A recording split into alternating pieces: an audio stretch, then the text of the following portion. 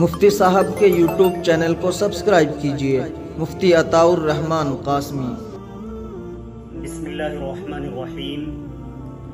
معزز سامعین کرام، حضرات انبیاء کرام کا تذکرہ چل رہا ہے۔ بنی اسرائیل کے انبیاء کرام میں حضرت موسیٰ علیہ السلام سے لے کر حضرت عیسیٰ علیہ السلام تک تقریباً 4000 انبیاء کرام اس دنیا کے اندر تشریف لائے۔ مورخین نے اور قرآن کریم نے ان تمام انبیاء کرام کا نام بنام، علاقہ، اوقات، ان چیزوں کا کوئی ذکر نہیں کیا ہے۔ مخصوص انبیاء کرام کا ذکر اسماء کے ذریعے، ناموں کے ذریعے، کچھ کا طویل واقعات کے ذریعے، کچھ کا بغیر نام لیے، چند لوگوں کا یعنی قرآن کریم کے اندر ذکر ہے، اور تواریخ کے اندر بھی چند ہی لوگوں کا ذکر ہے۔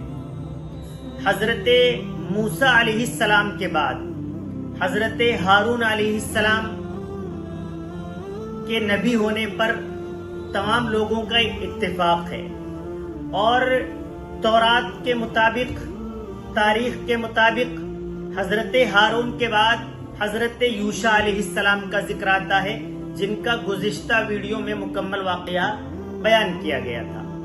ان کے بعد جو حضرت موسیٰ علیہ السلام کی جانشینی ملی ہے، وہ ان کے ایک قریبی ساتھی کالب بن یوحنا کو ملی ہے۔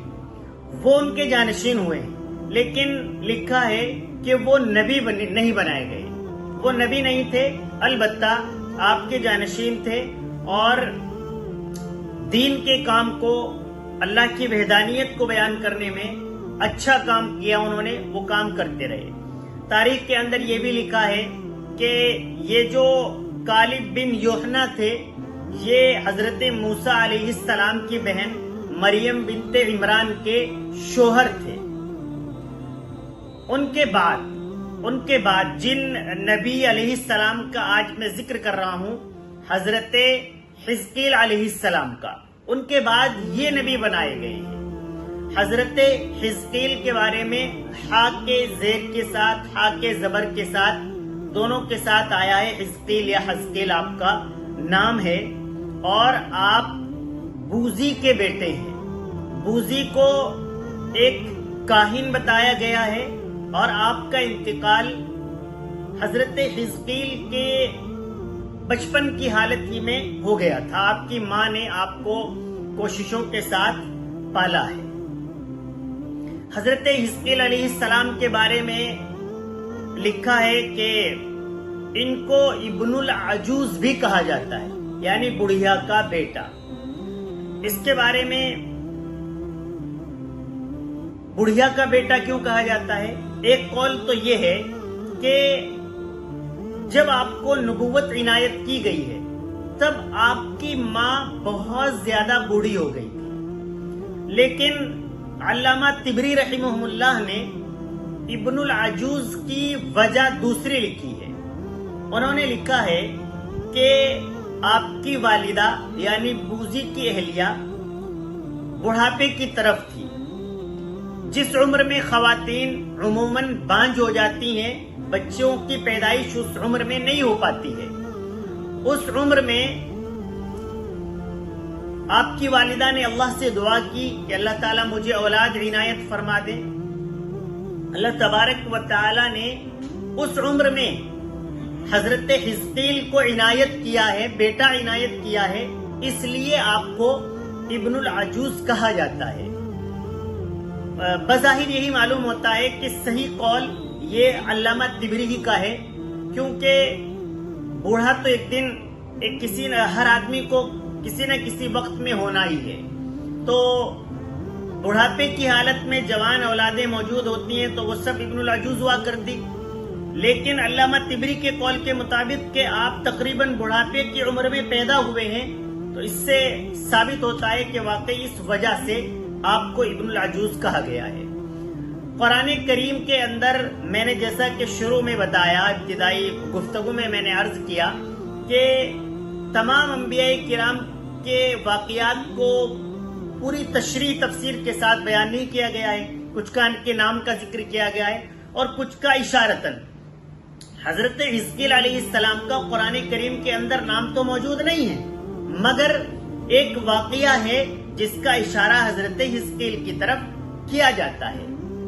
اصل میں ہوا یوں کہ حضرت حزقیل علیہ السلام نے اپنی قوم کو، ایک علاقے کے لوگوں کو، گاؤں کے لوگوں کو جہاد کے لیے تیار کیا، انہیں سمجھایا اور بتایا کہ جہاد بہت بڑی چیز ہے، اللہ کی راہ میں لڑنا، اللہ کی راہ میں قربانی دینا، اللہ کے لیے لڑائی کرنا۔ ان لوگوں کو جب معلوم ہوا کہ یہ ہمیں لڑائی کے لیے تیار کر رہے ہیں تو وہ ڈر گئے کہ اب شہید ہو جائیں گے، انتقال ہو جائے گا، مر جائیں گے۔ تو وہ موت کے ڈر سے دو پہاڑوں کے درمیان ایک بہت بڑے میدان میں چلے گئے اور وہیں قیام کر لیا۔ انہوں نے سمجھا کہ ہم وہاں نہیں رہیں گے، نہ ہمیں کوئی کہے گا، نہ ہم مریں گے۔ اللہ تبارک و تعالیٰ کی طرف سے قرآن نے اس کا ذکر کیا ہے کہ اللہ تعالیٰ نے کو فرما دیا موتو، مر جاؤ۔ تو ان تمام لوگوں کا انتقال ہو گیا، وہ مر گئے۔ اب لوگ آس پاس کے، انہیں معلوم ہوا کہ وہاں پر ہزاروں تعداد میں لوگوں کی موت ہو چکی ہے۔ اب انہوں نے دیکھا کہ اگر ان تمام لوگوں کا فردن کفن دفن کیا جائے تو وقت بھی، چیزیں بھی، جگہ بھی بہت زیادہ درکار ہوگی اور یہ ایک مشکل ترین مرحلہ، مشکل ترین کام بن جائے گا۔ تو انہوں نے اسی جگہ پر چاروں طرف ایک باڑ بنا دی تاکہ نہ کوئی اس میں اندر جائے اور نہ کوئی ان لاشوں کی وجہ سے پریشان ہو۔ وہ باڑ بنا کر وہ لوگ اپنے گھروں کو چلے گئے۔ پھر اس کے ایک طویل مدت کے بعد حضرت حزقیل علیہ السلام کا ادھر سے گزر ہوا۔ آپ نے دیکھا کہ ایک بڑا میدان ہے، بڑے میدان میں ہزاروں لاشیں ہیں اور ان کے کنکال، ہڈیاں وہاں پر پڑی ہوئی ہیں۔ اللہ تبارک و تعالیٰ نے حضرت حزقیل نے اللہ تبارک و تعالیٰ سے دعا کی کہ اللہ ان لوگوں کو آپ زندہ فرما دیں، ان کی روحیں ان کے اجسام کے اندر ڈال دیں تاکہ یہ لوگ دیکھ سکیں اور میں انہیں بتا سکوں کہ موت و حیات صرف اور صرف اللہ تبارک و تعالیٰ کے ہاتھ میں ہے۔ آپ کہیں بھاگ جائیں، آپ کہیں چھپ جائیں، کتنا بھی بڑا انتظام کر لیں تو آپ موت سے نہیں بچ سکتے۔ ان لوگوں کو اللہ تبارک و تعالیٰ نے زندہ کر دیا۔ زندہ کرنے کے بعد انہیں یہ بتایا گیا کہ واقعی اللہ تبارک و تعالیٰ کے دست مبارک میں ہے موت و حیات۔ دنیا کے اندر اللہ تبارک و تعالیٰ کے احکامات پر عمل کرنا یہ ایک لازمی چیز ہے۔ تقدیر پر ایمان لانا بہت بڑی چیز ہے اور اس کے بغیر انسان مسلمان ہو بھی نہیں سکتا ہے۔ لیکن تقدیر میں ہاتھ پر ہاتھ رکھ کے بیٹھ جانا کہ اب مجھے کچھ نہیں کرنا ہے، میری تقدیر میں جو ہوگا، جو لکھا ہوگا وہ ہو جائے گا، مجھے کھانا ملنا ہوگا تو وہ یہی ملے گا، ایسا نہیں ہے۔ دنیا دار الاسباب ہے، اس میں کوششیں کرنی پڑتی ہیں۔ اللہ تبارک و تعالیٰ ان کوششوں پر اجر مرتب کرتے ہیں۔ اللہ تبارک و تعالیٰ انسان کی کاوشوں پر اس کا بدل اسے دیتے ہیں۔ کچھ کرنا پڑتا ہے تو کچھ چیزیں آتی ہیں۔ تو اللہ تبارک و تعالیٰ نے موت و حیات کا بھی اسی طریقے پر واقعی یہ لکھا ہوا ہے کہ جہاں آنی ہے وہاں آ کر رہے گی۔